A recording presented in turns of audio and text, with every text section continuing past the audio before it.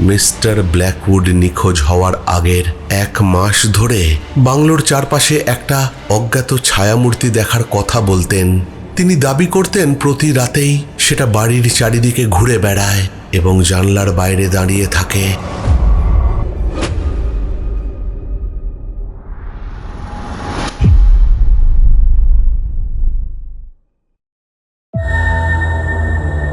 প্রেত পক্ষ এখানে স্বাভাবিক একটি বিভ্রম। সকলকে স্বাগত জানাচ্ছি প্রেতপক্ষের 414 নম্বর এপিসোডে। আশা করি তোমরা সকলে সুস্থ আছো, ভালো আছো। আর আজকে মঙ্গলবার রাত 10টা বেজে গেছে। তোমরা সকলে হেডফোন কানে লাগিয়ে প্রস্তুত হয়ে গেছো ভয় পাওয়ার জন্যে। আজকের এপিসোডে থাকছে একটাই ঘটনা পাঠিয়েছে অরিন্দম মুখোপাধ্যায়। অরিন্দম আমাদের এর আগেও 2টো ঘটনা পাঠিয়েছিল, যে ঘটনাগুলো তোমরা প্রত্যেকেই ভালোবাসা দিয়েছ। আর আজকে অরিন্দম আরেকটা ঘটনা নিয়ে চলে এসেছে।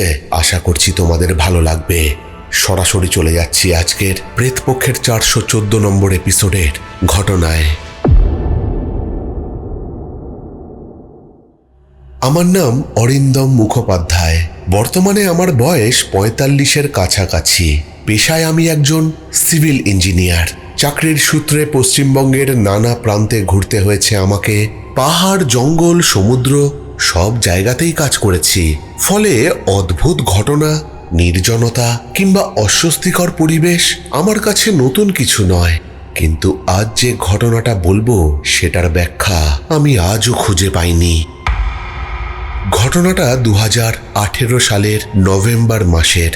উত্তরবঙ্গের ডুয়ার্স অঞ্চলের একটা পুরনো চা বাগানে তখন একটা নতুন আবাসন প্রকল্পের প্রাথমিক জরিপের কাজ চলছিল। বাগানের পাশেই ছিল একটা পরিত্যক্ত ইউরোপীয় আমলের বাংলো, ব্রিটিশ আমলের বাংলো বলা যেতে পারে। সেই বাংলো এবং আশেপাশের জমির অবস্থা পরীক্ষা করার দায়িত্ব পড়েছিল আমার উপর। আমি তখন কলকাতায় থাকি। এক রবিবার রাতে শিয়ালদহ থেকে কাঞ্চনকন্যা এক্সপ্রেসে উঠে পরদিন সকালে নিউ মাল জংশনে নামি। নভেম্বরের সকাল। ট্রেন থেকে নামতেই হালকা কুয়াশা। চায়ের দোকানগুলোর সামনে ধোঁয়া উঠছে। স্টেশনের ওপারে দূরে পাহাড়ের অস্পষ্ট রেখা। সবকিছু যেন অদ্ভুত শান্ত। বাগান কর্তৃপক্ষের পাঠানো একটা পুরনো বোলেরো গাড়ি আমাকে নিতে এসেছিল। ড্রাইভারের নাম ছিল রমেশ। চেহারায় খুব সাধারণ, বয়স 45 হবে। গাড়িতে উঠতেই সে জিজ্ঞাসা করল, বাবু প্রথমবার এলেন? আমি বললাম হ্যাঁ। সে একটু হেসে বলল, ভালো লাগবে, জায়গা খুব ভালো, তবে সন্ধ্যের পর বাইরে কম বেরোবেন। আমি ভেবেছিলাম সাধারণ সতর্কবাণী, হাতি বের হয়, চিতাবাঘ আসে, এই ধরনের কিছু হবে, তাই বিষয়টা গুরুত্ব দিইনি। প্রায় 1 ঘন্টা গাড়ি চলল। জাতীয় সড়ক ছেড়ে আমরা ক্রমশ সরু রাস্তার মধ্যে ঢুকে পড়লাম। দুই পাশে যতদূর চোখ যায় চা গাছ, মাঝে মাঝে শ্রমিক লাইনের ছোট ছোট বাড়ি, তারপর আবার বিস্তীর্ণ সবুজ।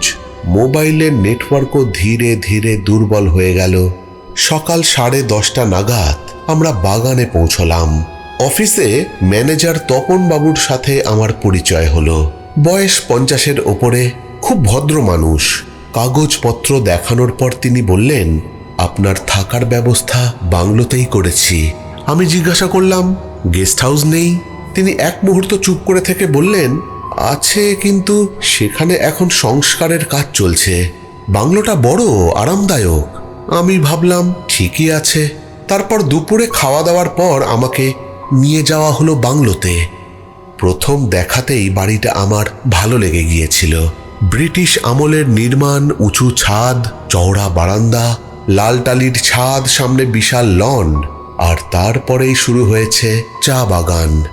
বাংলোর চারপাশে বড় বড় শাল, সেগুন আর কিছু অচেনা গাছ। দুপুরের আলোতেও বাড়িটার মধ্যে একটা পুরনো সময়ের গন্ধ ছিল, যেন বহু বছর ধরে কেউ এখানে ঠিকমতো বসবাস করেনি। আমার ঘর ছিল দক্ষিণ দিকের একটা করিডোরের পাশে। বড় জানালা, জানালার বাইরে একটা বিশাল কৃষ্ণচূড়া গাছ। গাছটা চিনতে হয়তো ভুল করিনি। ঘরের ভেতরে পুরনো কাঠের আলমারি, লেখার টেবিল আর একটা কিং সাইজ খাট। সব মিলিয়ে পরিবেশটা বেশ সুন্দরই লাগছিল। সেদিন বিকেলে কাজের খাতিরে আশেপাশের জমি ঘুরে দেখলাম। সন্ধ্যা নামার সময় লক্ষ্য করলাম চা বাগানের শ্রমিকেরা খুব দ্রুত নিজেদের লাইনের দিকে ফিরে যাচ্ছে। একজন বৃদ্ধ শ্রমিককে জিজ্ঞাসা করলাম, ভাইয়া এত তাড়াহুড়ো কেন? তিনি আমার দিকে অদ্ভুতভাবে তাকিয়ে বলেছিলেন, রাত হচ্ছে তো তাই। রাত ভালো নয় বাবু। এর বেশি তিনি আর কিছু বলেননি। সন্ধে 7টার পর পুরো এলাকা নিস্তব্ধ হয়ে গেল। এত নিস্তব্ধতা আমি খুব কম জায়গায় দেখেছি। কলকাতায় মানুষ শব্দের মধ্যে বাস করে, আর এখানে শব্দ বলতে কেবল ঝিঝি পোকার ডাক, দূরে কোথাও রাত চড়া পাখির আওয়াজ, আর মাঝে মাঝে বাতাসে পাতার ঘর্ষণ। রাত 9:30 নাগাদ বাংলোর পরিচর্যাকারী হরিয়া আমাকে রাতের খাবার দিয়ে চলে গেল। যাওয়ার আগে বলল, কোনো দরকার হলে ফোন করবেন। আমি বললাম, আপনি কোথায় থাকেন? হরিয়া বলল, 1 কিলোমিটার দূরে। আমি অবাক হয়ে বললাম, এত দূরে? সে একটু অস্বস্তি নিয়ে হেসে বলল, এখানে রাতে থাকি না। তারপর সে চলে গেল। আমি খাওয়া দাওয়া করে শুয়ে পড়লাম। রাত প্রায় 11:30। আমি ল্যাপটপে দিনের রিপোর্ট লিখছিলাম। হঠাৎ মনে হলো জানালার বাইরে কেউ দাঁড়িয়ে আছে। প্রথমে বিষয়টা স্বাভাবিক বলেই মনে হলো, হয়তো কোনো শ্রমিক অথবা নিরাপত্তারক্ষী। কিন্তু পরক্ষণেই খেয়াল করলাম জানলার বাইরে তো খোলা লন। সেখানে এত রাতে কেউ কেন দাঁড়াবে? আমি মাথা তুলে তাকালাম, আর তখনই প্রথমবার সেটাকে দেখলাম। জানলার অনেক দূরে কৃষ্ণচূড়া গাছটার কাছে একটা মানুষের মতো অবয়ব দাঁড়িয়ে আছে। বাইরেটা পুরোপুরি অন্ধকার নয়, আকাশে আধখানা চাঁদ ছিল, তাই অস্পষ্টভাবে বোঝা যাচ্ছিল। মনে হচ্ছিল একজন লম্বা মানুষ স্থির হয়ে দাঁড়িয়ে আছে, নড়ছে না, চলছেও না, শুধু দাঁড়িয়ে। আমি কয়েক সেকেন্ড তাকিয়ে রইলাম, তারপর উঠে জানলার কাছে গেলাম। আর ঠিক তখনই অবয়বটা যেন গাছের আড়ালে সরে গেল। আমি অবাক হলাম, তবু ভয় পাইনি। ভাবলাম হয়তো কোনো পাহারাদার বিড়ি সিগারেট খাচ্ছে, আমাকে দেখতে পেয়ে হয়তো লুকিয়েছে। 5 মিনিট পর আবার তাকালাম, সেখানে কেউ নেই। রাত 1টা নাগাদ শুয়ে পড়লাম। ঘুম এসে গেছিল খুব তাড়াতাড়ি, কিন্তু রাত প্রায় 3টের সময় আচমকা ঘুম ভেঙে গেল। কেন ভেঙেছিল জানি না। ঘরের ভেতর সম্পূর্ণ নিস্তব্ধতা, শুধু দেয়ালের ঘড়ির টিক টিক শব্দ। আমি পাশ ফিরে আবার ঘুমানোর চেষ্টা করছিলাম। ঠিক তখনই শুনলাম বারান্দায় কারোর হাঁটার শব্দ। ধীর, খুব ধীর। পুরনো কাঠের মেঝেতে জুতোর শব্দ যেমন হয়, এই শব্দ ঠিক তেমন। আমার প্রথম ধারণা ছিল কোনো নিরাপত্তারক্ষী টহল দিচ্ছে, কিন্তু কয়েক সেকেন্ড পরে বুঝলাম শব্দটা একই জায়গায় হচ্ছে, যেন কেউ হাঁটছে না, একই জায়গায় দাঁড়িয়ে পায়চারি করছে। আমি উঠে বসলাম। শব্দটা তখনও হচ্ছে। হঠাৎ সেটা থেমে গেল, আর তারপর একটা অদ্ভুত ঘটনা ঘটল। আমার ঘরের দরজার ঠিক বাইরে কেউ যেন আস্তে করে নখ দিয়ে কাঠ ঘষতে শুরু করলো। খড় খড় আওয়াজটা কি বিকট লাগছিল শুনতে। শব্দটা এত মৃদু ছিল যে অন্য কেউ হলে হয়তো শুনতেই পেত না, কিন্তু গভীর রাতে সেই নিস্তব্ধতায় শব্দটা স্পষ্ট শোনা যাচ্ছিল। আমার বুকের ভেতর তখন প্রথমবারের মতো অস্বস্তি তৈরি হলো। আমি মোবাইলের আলো জ্বালালাম। ঘড়িতে তখন 3:17। শব্দটা এখনো হচ্ছে। আমি সাহস করে দরজার কাছে গেলাম। তারপর হঠাৎ দরজা খুলে দিলাম। বারান্দা ফাঁকা, করিডোর ফাঁকা, কেউ কোথাও নেই। কিন্তু বারান্দার শেষ প্রান্তে দাঁড়িয়ে থাকা কৃষ্ণচূড়া গাছটার দিকে তাকাতেই আমার শরীরের সমস্ত রক্ত যেন হিম হয়ে গেল। কারণ গাছটার নিচে আবার সেই অবয়বটা দাঁড়িয়ে আছে, এবার আগের চেয়ে অনেক স্পষ্ট, এবং আমার দৃঢ় বিশ্বাস হয়েছিল সেটা আমার দিকেই তাকিয়েছিল। গাছটার নিচে দাঁড়িয়ে থাকা অবয়বটার দিকে আমি কয়েক সেকেন্ড স্থির হয়ে তাকিয়েছিলাম। সত্যি বলতে কি, সেই মুহূর্তে ভয়ের চেয়ে বিস্ময়ই বেশি কাজ করছিল। কারণ মানুষের স্বাভাবিক প্রবৃত্তি হলো অস্বাভাবিক কিছুর আগে যুক্তি খোঁজা। আমিও তাই করছিলাম, নিজেকে বোঝানোর চেষ্টা করছিলাম যে ওটা নিশ্চয়ই কোনো মানুষ, হয়তো রাতের পাহারাদার, হয়তো কোনো শ্রমিক, না হলে হয়তো আমার চোখের ভুল। কিন্তু একটা বিষয় আমাকে অস্বস্তিতে ফেলছিল। আমি দরজা খোলার আগেই যদি কেউ গাছের কাছে গিয়ে দাঁড়িয়ে থাকে তাহলে এতক্ষণে অন্তত একটু নড়াচড়া করত, কিন্তু অবয়বটা একেবারে স্থির, অস্বাভাবিকভাবে স্থির, যেন কোনো জীবন্ত মানুষই নয়, বরং অন্ধকার দিয়ে তৈরি কোনো মূর্তি। আমি বারান্দার রেলিং পর্যন্ত এগিয়ে গেলাম। হালকা কুয়াশা তখন জমতে শুরু করেছে। দূরের চা বাগানের সারিগুলো ঝাপসা দেখাচ্ছে। আমি গলা তুলে বললাম, কে ওখানে? কোনো উত্তর এলো না। আবার বললাম, হ্যালো, কে? এবারও কোনো সাড়া নেই। শুধু দূরে কোথাও একটা রাতচড়া পাখি ডেকে উঠল। অবয়বটা তখনও স্থির। হঠাৎ একটা ঠান্ডা বাতাস বয়ে গেল, আর সেই কুয়াশার ভেতর অবয়বটা যেন ধীরে ধীরে অস্পষ্ট হয়ে গেল। এক মুহূর্তের জন্য মনে হলো সে পিছিয়ে যাচ্ছে, তারপর আর কিছুই দেখা গেল না। গাছের নিচে কেবল অন্ধকার। আমি আরো কয়েক মিনিট দাঁড়িয়ে রইলাম, তারপর ভেতরে ফিরে এলাম। কিন্তু সেদিন আমার আর ঘুম আসেনি। ভোর 5টার দিকে আকাশ ফর্সা হতে শুরু করলে আমি বাইরে বের হলাম। সরাসরি চলে গেলাম কৃষ্ণচূড়া গাছটার কাছে। গাছের নিচে ভেজা ঘাস, চারিদিকে শিশির, কিন্তু কোনো পায়ের ছাপ নেই, একটাও না। অবশ্য রাতের শিশিরে পায়ের ছাপ মুছে যেতেও পারে, তাই বিষয়টা নিয়ে বেশি ভাবলাম না। সকাল 8টার সময় কাজে বেরোলাম। সেদিন আমার সঙ্গে ছিল বাগানের সুপারভাইজার বিমল তামাং। খুব শান্ত স্বভাবের মানুষ, কথাবার্তা কম। আমরা জমি মাপজোক করতে করতে বাগানের উত্তর প্রান্তে পৌঁছলাম। সেখানে একটা ছোট নদী বয়ে গেছে। নদীর ধারে দাঁড়িয়ে চা খাওয়ার সময় হঠাৎ আমি আগের রাতের ঘটনাটা তাকে বললাম। বিমল প্রথমে কিছু বলল না, চুপচাপ চা খেতে লাগলো। তারপর ধীরে ধীরে বলল, বাংলোর সামনের বড় গাছটা? আমি বললাম, হ্যাঁ। সে আমার দিকে তাকালো, চোখের ভেতর অদ্ভুত এক সতর্কতা। সে জিজ্ঞাসা করল, কেমন দেখতে ছিল? আমি বললাম, পুরোটা স্পষ্ট বুঝিনি, মানুষের মতো। বিমল কিছুক্ষণ নীরব হয়ে রইল, তারপর বলল, আপনি হয়তো ভুল দেখেছেন, এরম আবার হতে পারে নাকি? কথাটা বললেও তার গলায় বিশ্বাসের সুর ছিল না। আমি সেটা স্পষ্টতই বুঝতে পেরেছিলাম। সারা দিন কাজের ফাঁকে আরও কয়েকজন শ্রমিকের সঙ্গে কথা বললাম। একটা ব্যাপার লক্ষ্য করলাম যে বাংলোর প্রসঙ্গ উঠলেই সবাই অস্বস্তিতে পড়ে যাচ্ছে। কেউ সরাসরি কিছু বলছেই না, আবার কেউ পুরোপুরি অস্বীকারও করছে না। যেন একটা অলিখিত নিয়ম আছে ওই বাড়ি নিয়ে আলোচনা না করার। সেই দিন সন্ধ্যায় ম্যানেজার তপনবাবুর সঙ্গে অফিসে বসেছিলাম, কাজের রিপোর্ট দেখছিলাম।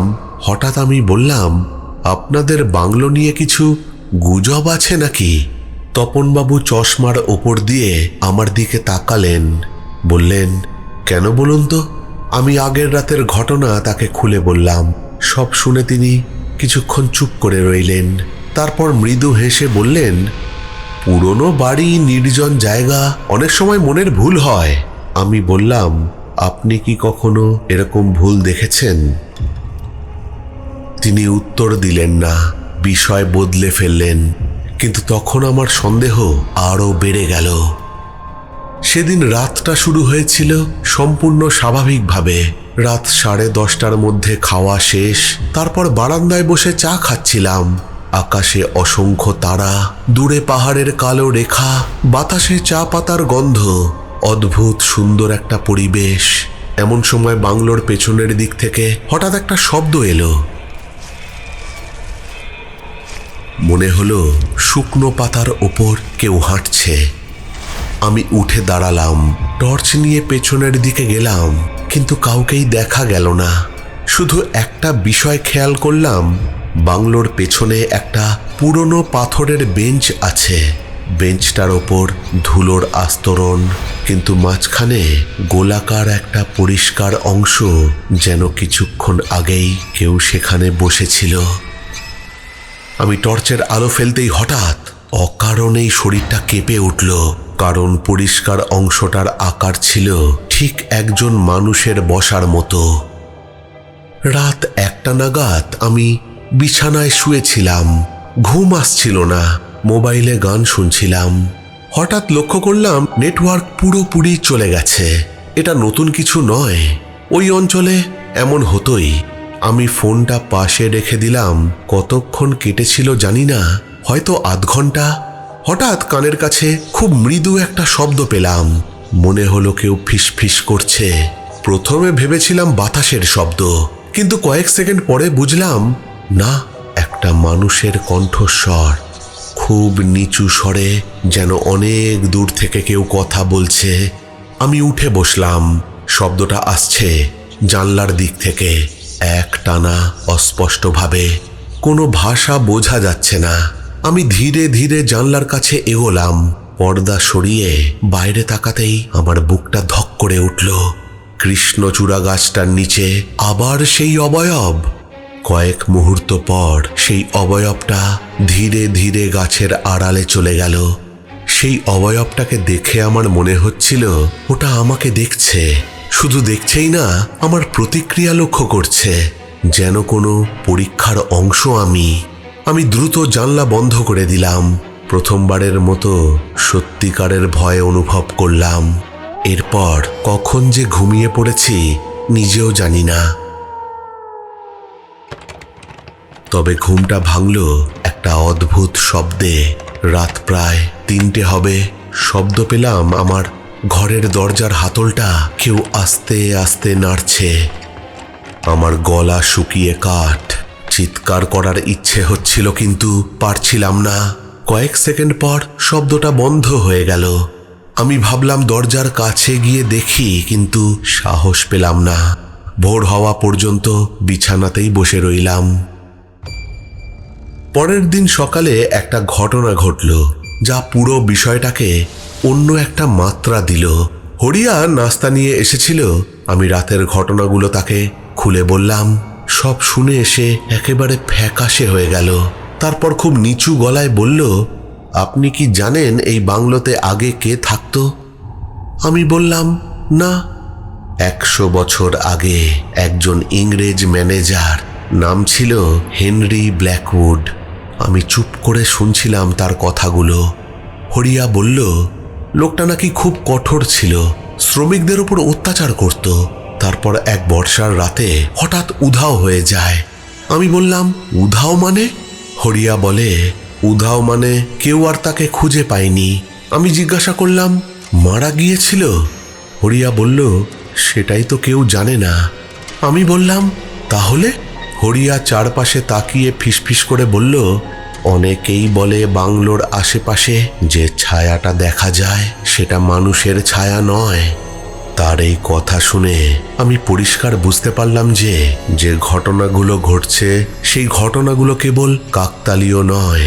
হয়তো বাংলোর অতীতের সঙ্গে এর কোনো সম্পর্ক আছে। আর তখনও আমি জানতাম না যে পরের রাতেই এমন কিছু দেখতে চলেছি যা আমার জীবনের সমস্ত যুক্তিবোধকে প্রশ্নের মুখে দাঁড় করিয়ে দেবে। হরিয়ার মুখে হেনরি ব্ল্যাকউডের ঘটনা শোনার পর থেকে আমার মনের মধ্যে একটা অদ্ভুত অস্বস্তি কাজ করছিল। আমি নিজেকে বারবার বোঝাচ্ছিলাম যে এসব লোককথা, প্রত্যেক পুরনো বাংলো, প্রত্যেক চা বাগান, প্রত্যেক পাহাড়ি অঞ্চলেরই এমন কিছু গল্প থাকে। কোথাও ইংরেজ সাহেবের আত্মহত্যা, কোথাও শ্রমিক বিদ্রোহ, কোথাও রহস্যজনক নিখোঁজ হওয়া। বছরের পর বছর ধরে গল্পগুলো মুখে মুখে ঘুরতে ঘুরতে আরও রহস্যময় হয়ে ওঠে। আমি নিজেকেই বোঝালাম, আমি যুক্তিবাদী মানুষ, এসব মাথায় নিতে নেই। কিন্তু সমস্যা হলো, আগের 2 রাতের ঘটনাগুলোকে পুরোপুরি যুক্তি দিয়ে ব্যাখ্যা করতে পারছিলাম না। সেই কারণেই সেদিন বিকেলে আমি সিদ্ধান্ত নিলাম বাংলোটা একটু ভালো করে খতিয়ে দেখব। কাজ শেষ করে বিকেল 4টে নাগাদ যখন বাংলোয় ফিরলাম, আকাশ তখন মেঘলা। ডুয়ার্সের শীতের বিকেলের একটা আলাদা রং আছে। সূর্যের আলো যেন খুব দ্রুত ফিকে হয়ে যায়। আমি টর্চ নিয়ে বাংলোর বিভিন্ন অংশ ঘুরে দেখতে শুরু করলাম। সামনের drawing room, dining hall, store room সব স্বাভাবিক, কিন্তু পশ্চিম দিকের করিডোরের শেষ মাথায় একটা দরজা চোখে পড়ল। দরজাটা বাইরে থেকে তালা বন্ধ, উপরে ধুলো জমে আছে। মনে হলো বহুদিন কেউ ওটা খোলেনি। সন্ধ্যায় হরিয়া এলে আমি জিজ্ঞাসা করলাম, হরিয়া, ওই ঘরটা বন্ধ কেন? প্রশ্নটা শুনেই সে থমকে গেল। তারপর বলল, ওটা স্টোর রুম। আমি জিজ্ঞাসা করলাম, তাহলে তালা কেন? ব্যবহার হয় না? চাবি কোথায়? হরিয়া বলল, ম্যানেজার সাহেবের কাছে। তার মুখের মধ্যে একটা চাপা অস্বস্তি ভাব পরিষ্কার লক্ষ্য করছিলাম। সন্ধ্যার পর আমি অফিসে গিয়ে তপনবাবুর সঙ্গে দেখা করলাম। কথা ঘুরিয়ে বাংলোর ওই ঘরের প্রসঙ্গ তুললাম। তিনি কয়েক মুহূর্ত চুপ করে থাকলেন। তারপর ড্রয়ারের ভেতর থেকে একটা পুরনো চাবি বের করলেন। তারপর আমাকে বললেন, আপনি ঘরটা দেখতে চাইলে দেখতে পারেন। আমি ভেতর ভেতর একটু অবাকই হলাম। এত সহজে চাবিটা দিয়ে দিচ্ছেন? তিনি মৃদু হেসে বললেন, আপনি না দেখলে আপনার কৌতূহল মিটবে না। তারপর একটু থেমে যোগ করলেন, তবে একটা কথা, ঘরে তেমন কিছুই পাবেন না। এই তেমন কিছু পাবেন না কথাটাই আমাকে আরো কৌতূহলী করে তুলল। রাত 8টার সময় আমি সেই করিডোরের দরজাটা খুললাম। দরজাটা খোলার সঙ্গে সঙ্গে ভেতর থেকে একটা স্যাঁতস্যাঁতে কাঠের গন্ধ বেরিয়ে এলো। টর্চ জ্বালিয়ে ভেতরে ঢুকলাম। ঘরটা বেশ বড়। চারিদিকে পুরনো আসবাবপত্র, ভাঙা চেয়ার, একটা পিয়ানো, কয়েকটা কাঠের বাক্স, সবকিছুর ওপর মোটা ধুলোর আস্তরণ। প্রথমে বিশেষ কিছু চোখে পড়ল না, কিন্তু ঘরের উত্তর দেওয়ালে একটা পুরনো ছবি ঝুলছিল। ছবিটা যদিও সাদা কালো, বহু পুরনো ছবি, কয়েকজন ইউরোপীয় অফিসার আর চা বাগানের কর্মচারীদের দলগত ছবি। আমি টর্চের আলো ফেললাম, আর তখনই আমার দৃষ্টি একটা মুখে আটকে গেল। ছবির একেবারে ডান দিকে দাঁড়িয়ে থাকা লম্বা একজন মানুষ। গম্ভীর মুখ, পাতলা গোঁফ, কালো কোট, অস্বাভাবিক লম্বা চেহারা। নিচে লেখা, হেনরি ব্ল্যাকউড, এস্টেট ম্যানেজার, 1921। আমি কিছুক্ষণ ছবিটার দিকে তাকিয়ে রইলাম। কেন জানি না বুকের মধ্যে একটা অস্বস্তি হচ্ছিল। মনে হচ্ছিল মুখটা কোথাও যেন দেখেছি, কিন্তু কোথায়? হঠাৎই মনে পড়ল, আর যখন মনে পড়ল আমার হাত থেকে টর্চটা প্রায় পড়েই যাচ্ছিল। কারণ ছবির মানুষটার সাথে অদ্ভুতভাবে সেই ছায়ামূর্তিটার মিল আছে, যাকে আমি সেই কৃষ্ণচূড়া গাছের সামনে দেখি। একই লম্বা গঠন, একই কাঁধের রেখা। অবশ্য এটা কাকতালীয় তো হতে পারে। আমি ঘরে ফিরে এলাম। রাত প্রায় 10:30।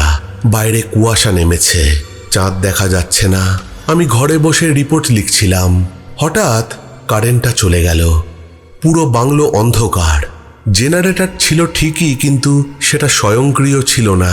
টর্চ জ্বালাতে হলো। মোবাইলের স্ক্রিনে সময় দেখলাম 10:47। ঠিক তখনই বাইরে থেকে একটা শব্দ এলো। আবার কারোর হাঁটার শব্দ, কিন্তু এবার বারান্দায় নয়, বাংলোর চারপাশে।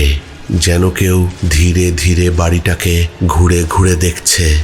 ভেজা ঘাসের ওপর পা ফেলার শব্দ পরিষ্কার শুনতে পাচ্ছি। আমি জানলার কাছে গিয়ে বাইরে দেখলাম, কিছু দেখা গেল না, শুধু কুয়াশা আর অন্ধকার। শব্দটা প্রায় 10 মিনিট ধরে চলল। তারপর হঠাৎই থেমে গেল। এতক্ষণ আমার সারা শরীরে কাঁটা দিচ্ছিল, কারণ একটা বিষয় স্পষ্ট ছিল, যদি কোনো মানুষ হয় তাহলে টর্চের আলো বা কোনো না কোনো নড়াচড়া চোখে পড়ত।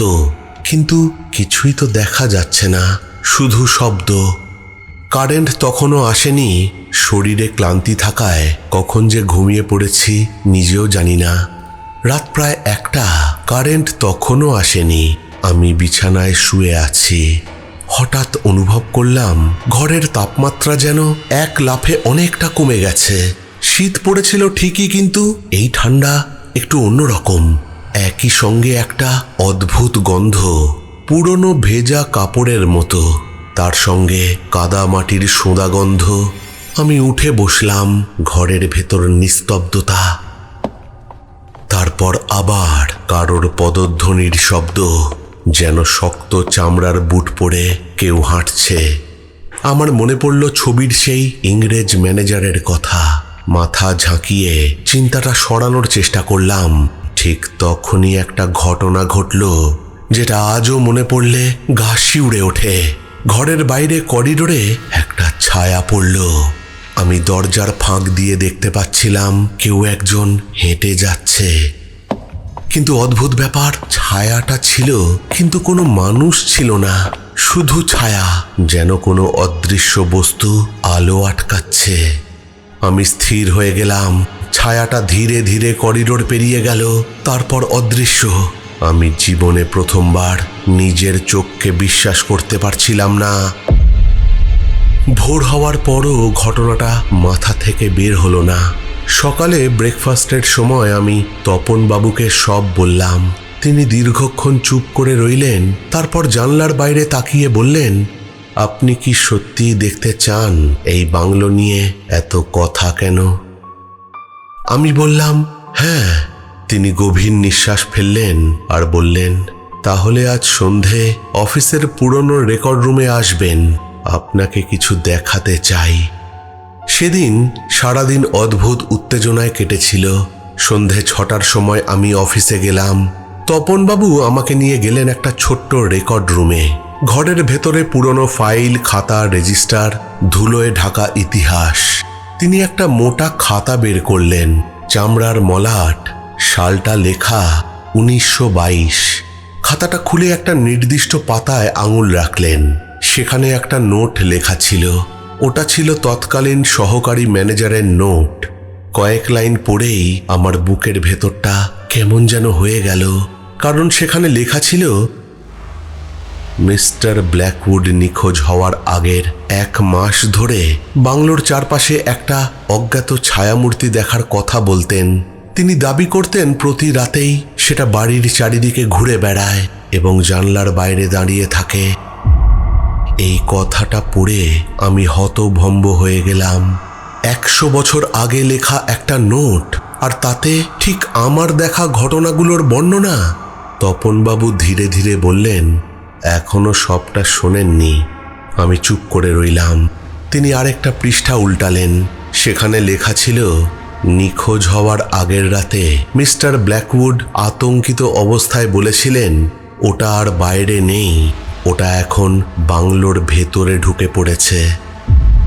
আমার শরীরের রক্ত যেন হিম হয়ে গেল, কারণ গত রাতেই আমি করিডোরে সেই ছায়াটাকে দেখেছি।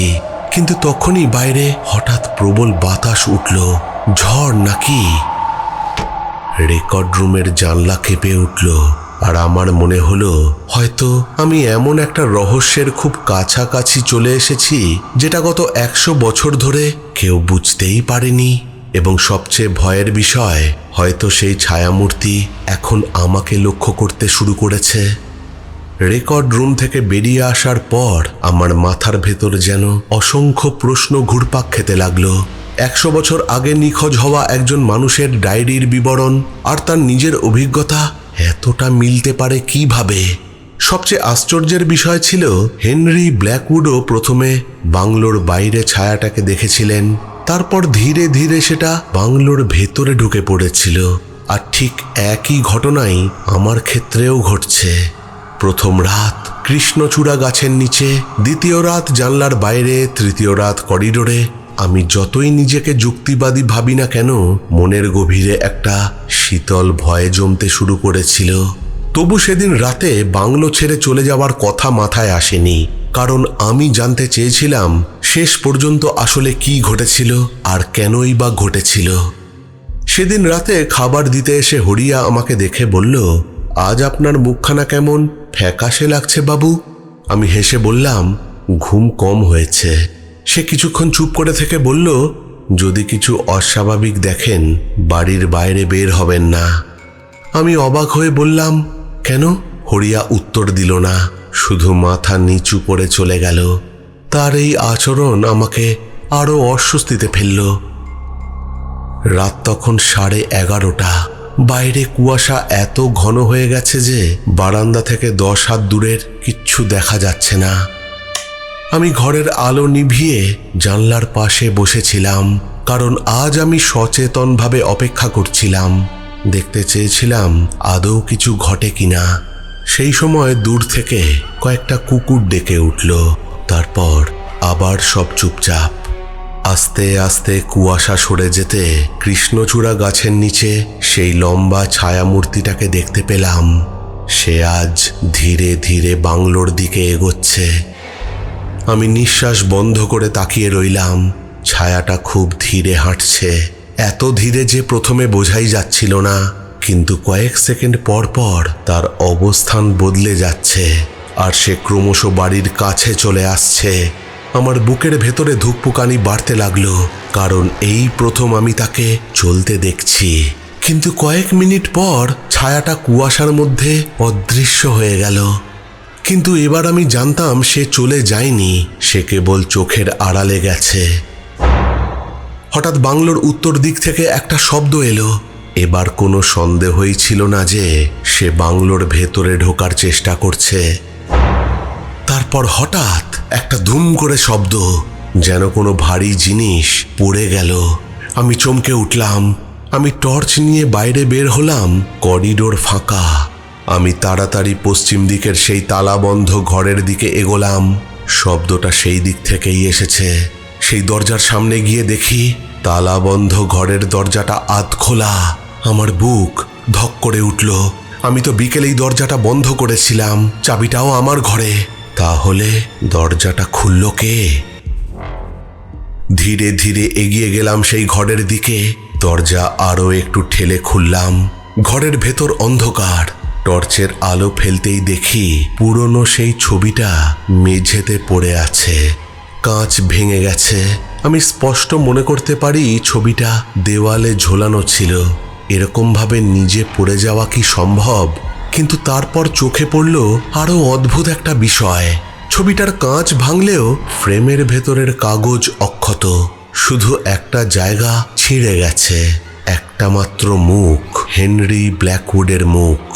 যেন কেউ খুব যত্ন করে ঠিক সেই অংশটাই ছিঁড়ে নিয়েছে। আমার হাত পা ঠান্ডা হয়ে গেল। ঠিক তখনই করিডোরের শেষ মাথা থেকে একটা শব্দ এলো, কারোর নিঃশ্বাস নেওয়ার শব্দ। মনে হচ্ছিল অন্ধকারের মধ্যে কেউ দাঁড়িয়ে আছে আর আমাকেই দেখছে। আমি ধীরে ধীরে পিছিয়ে এসে নিজের ঘরে চলে আসি। কিন্তু রাত তখনও শেষ হয়নি। সবচেয়ে ভয়ঙ্কর ঘটনাটা ঘটেছিল ভোরের ঠিক আগে। ঘড়িতে তখন ভোর 4:06। হঠাৎ একটা দুঃস্বপ্ন দেখে ঘুমটা ভেঙে গিয়েছিল। স্বপ্নে দেখেছিলাম বাংলোর সামনে দাঁড়িয়ে থাকা ছায়ামূর্তিটা ধীরে ধীরে কাছে আসছে। আর যত কাছে আসছে তত বুঝতে পারছি ওটা কোনো মানুষ নয়, কেবল একটা ছায়া। মুখ নেই, চোখ নেই, তবু সে তাকিয়ে আছে। আমি বিছানায় উঠে বসতেই লক্ষ্য করলাম ঘরের দরজা খোলা, পুরোপুরি খোলা। আমি তো দরজা বন্ধ করেই শুয়েছিলাম। আমার গলা শুকিয়ে গেল। তারপর খুব ধীরে মাথা তুলে করিডোরের দিকে তাকালাম। আর তখনই আমার জীবনের সবচেয়ে অস্বাভাবিক দৃশ্যটা দেখলাম। করিডোরের মাঝখানে একজন মানুষ দাঁড়িয়ে আছে। না, মানুষ নয়, মানুষের আকৃতির একটা অন্ধকার, যেন আলো শুষে নেওয়া কোনো ছায়া। চারপাশে ফ্যাকাশে ভোরের আলো, কিন্তু তার গায়ে কোনো আলো পড়ছে না। সে স্থির হয়ে দাঁড়িয়ে আমার ঘরের দিকে তাকিয়ে আছে। আমি নড়তে পারছিলাম না, চিৎকার করতেও পারছিলাম না। কতক্ষণ এভাবে কেটেছিল জানি না, হয়তো 5 মিনিট কি আধ ঘন্টা, বলতে পারবো না। তারপর ছায়াটা ধীরে ধীরে পিছিয়ে গেল, করিডোরের শেষ প্রান্তে পৌঁছলো, আর অন্ধকারে সেই ছায়াটা মিলিয়ে যায়, ঠিক যেন সেটা কখনোই ছিল না সেখানে।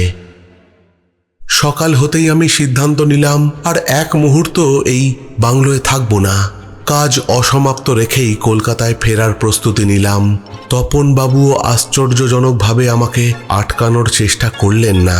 সব শুনে শুধু বললেন, আমি ভেবেছিলাম এবার হয়তো কিছু জানতে পারবো। আমি জিজ্ঞাসা করলাম, আপনি কি বলতে চাইছেন? তিনি কিছুক্ষণ চুপ করে থেকে বললেন, গত 20 বছর আপনি একা নন, আরও 3 জন এই বাংলোতে থেকেছে। 3 জনেই এই ছায়ামূর্তির কথা বলেছেন। এই কথা শুনে আমার শরীর ঠান্ডা হয়ে গেল। আমি তপনবাবুকে বলি, তাহলে বাংলো বন্ধ করে দেন না কেন? তিনি মৃদু হেসে বললেন, কোনোদিন তো কোনো ক্ষতি হয়নি, তাহলে বাংলো বন্ধ করব কিভাবে? কথাটা শুনে আমি আর কিছু বলিনি। সেদিন দুপুরে বোলেরো গাড়ি আমাকে স্টেশনের দিকে নিয়ে যাচ্ছিল। গাড়িতে বসে শেষবারের মতো বাংলোর দিকে তাকালাম। সূর্যের আলোয় সব কিছু স্বাভাবিক, শান্ত, নিরীহ, যেন গত 4 রাতে কিছুই ঘটেনি। আমি নিজেই ভাবছিলাম, হয়তো ক্লান্তি, হয়তো মানসিক চাপ, হয়তো পরিবেশের প্রভাব, হয়তো সত্যিই আমি ভুল দেখেছি।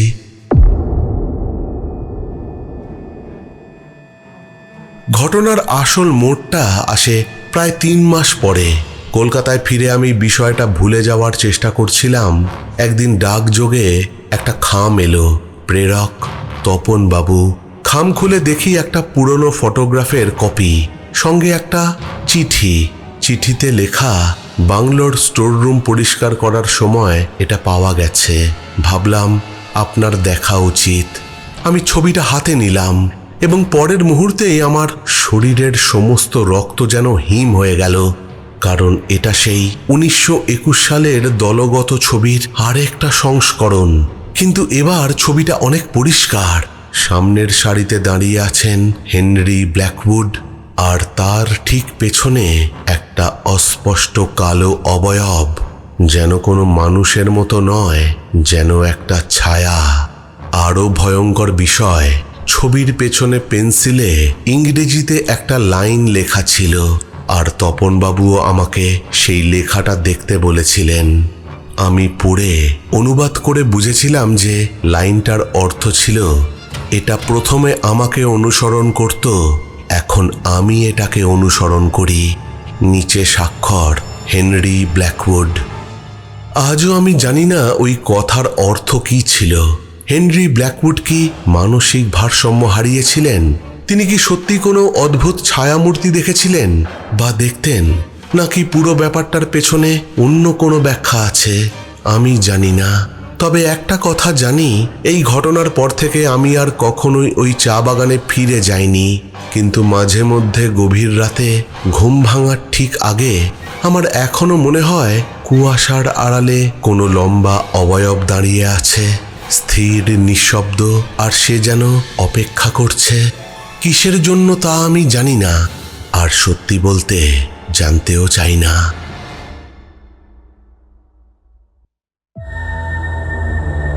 প্রেত পক্ষ এখানে স্বাভাবিক, একটি বিভ্রম। অদ্ভুত একটা ঘটনা শুনলাম, অরিন্দম আমাদেরকে পাঠিয়েছে। সত্যি এই ঘটনার রহস্যটা কিন্তু শেষে ভেবেছিলাম উদ্ঘাটন হবে, কিন্তু সেটা হলো না। একটা সাসপেন্স থেকে গেল যে সত্যি হেনরি ব্ল্যাকউড সেই ছায়াটাকে দেখতেন, আর অরিন্দমও কি সেই ছায়াটাই দেখত? সেই ছায়াটা আসলে কি ছিল? কোনো অপদেবতা বা কোনো অপচ্ছায়া, যা কিনা এত বছর ধরেও এখনো চলে যায়নি। সেই বাংলোতে তার উপস্থিতি আজও থেকে গেছে। কেমন লাগলো তোমাদের ঘটনাটা অবশ্যই কমেন্ট করে জানাবে। আর চলে এসেছি একেবারে এপিসোডের শেষে, চলে যাব একটু শাউট আউটের দিকে। কমেন্ট করেছে টুম্পা সহদেব, মহাশ্বেতা দাস, গীতা গোস্বামী, অমিতা ঠাকুর, শান্তার দুনিয়া লিখেছে, ও আমার রাজদা ভাই, আমি মধ্যম গ্রাম থেকে শুনছি, তোমার ঘটনা আমার খুব ভালো লাগে ভাই। আমার খুব জ্বর হয়েছে, এই জ্বর অবস্থায় বিছানায় শুয়ে তোমার মুখে ভয়ঙ্কর ঘটনা শুনছি, তোমার দ্রুত আরোগ্য কামনা করছি। কমেন্ট করেছে শর্মিষ্ঠা চ্যাটার্জি, লিখেছে, রাজদা তোমার কাছে ভূতের ঘটনা না শুনলে ভালোই লাগে না। কমেন্ট করেছে সানি সর্দার আর অন্তিম স্যাড মুভমেন্ট। এই সবকটা কমেন্টই এসছিল ভূতের চেয়ে ভয়ঙ্কর এক স্থানীয় সবজি বিক্রেতা কি দেখেছিল প্রেতপক্ষের 412 নম্বর এপিসোডকে উদ্দেশ্য করে। তাহলে আজকের মতো এখানেই শেষ করছি। ফিরে আসবো পরের সপ্তাহে নতুন কোনো ঘটনা নিয়ে। ততক্ষণের জন্য তোমরা সকলে ভালো থেকো। Love you all. টাটা।